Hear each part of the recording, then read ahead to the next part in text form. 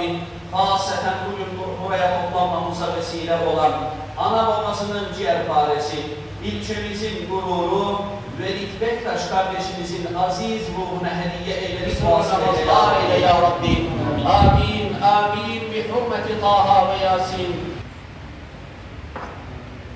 İlahi ya Rabbi, Kur'an-ı Kerim hürmetine, arş-ı kürsüler için, millet için, mukaddesat için, namus için, fedai can eyleyen aziz şehitlerimizin ruhuna hediye eyledik, vasıl eyle ya Rabbi. İlahiyen bu cemaat-i müsliminin usul ve furularından, akraba-i cezâlarından, Seyyidül Kevneyn, Resulü Thekaleyn, İmamul Harameyn, Ceddül Hasaneyn, Ya Erhamer Rahimin, Ya Mücibes Sâilin. Acizane bunun anlamını yaşayan bizler, o günün anısını, o günün yaşananları, arka planı, ön planı çocuklarımıza çok iyi anlatmak durumundayız. Olan 251 şehidimiz hem de ilçemizin aziz şehidinin ruhu için mevlid ve hatimler okuduk. İnşallah birazdan duasını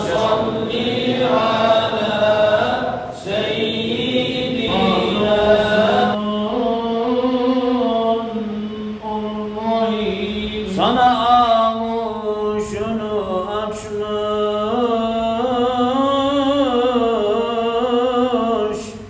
bekliyor peygamber. Ey bu topraklar için toprak ve sellim Allahümme salli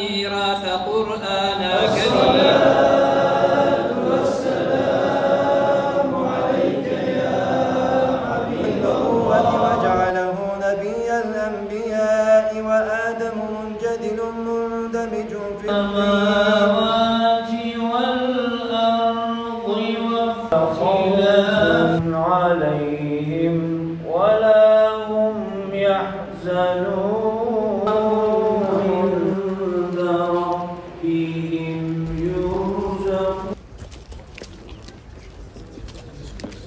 Asıl olan sevabı, din-ü devlet, mülk-ü millet, rızaen lillah için fedai can eyleyen aziz şehitlerimizin ruhuna hediyeledik, vasıl eyle ya Rabbi. Diğer peygamberani izam ve Resulü fiham aleyhimussalatu vesselam, Habib-i Huda, Şefii Ruzi Ceza, ol Seyyidül Kevneyn, Resulina Muhammedin ve ala alihi ve ashabihi ecma'in.